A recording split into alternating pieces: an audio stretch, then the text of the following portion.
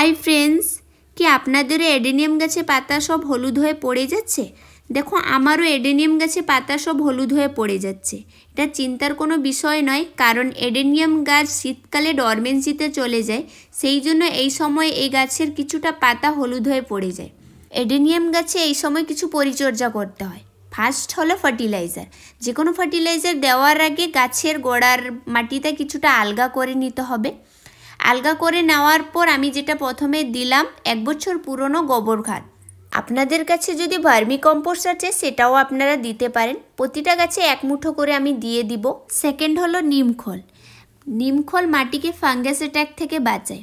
আপনার মাটি যদি ঠিকঠাক থাকে তাহলে আপনার প্ল্যান্টও হেলদি হবে। এই জন্য আমি সমস্ত টবে অল্প অল্প করে নিমখোল দিয়ে দিব। থার্ড যেটা দিয়েছিলাম ডিএপি। আমি কিছুদিন আগেই ডিএপি দিয়েছি, এই জন্য এখন আমি আর প্ল্যান্টে ডিএপি দিব না। আপনারা অবশ্যই আপনাদের প্ল্যান্টে ডিএপি দিবে। ডিএপি প্ল্যান্টের গ্রোথের জন্য খুবই হেল্প করে। এটা আমার 2 বছর পুরনো একটা এডেনিয়াম প্ল্যান্ট, যার একদমই পাতা নেই।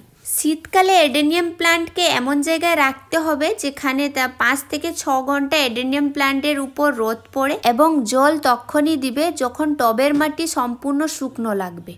কারণ এডেনিয়াম প্ল্যান্টে খুব বেশি জল দিলে কডেক্স তার নরম হয়ে যায়, বা খুব কম জল পড়লেও এডেনিয়াম প্ল্যান্টের কডেক্স নরম হয়ে যায়। এই জন্য আপনারা অবশ্যই 2-3 দিনে একবার এডেনিয়ামের কডেক্স হাত দিয়ে দেখবে।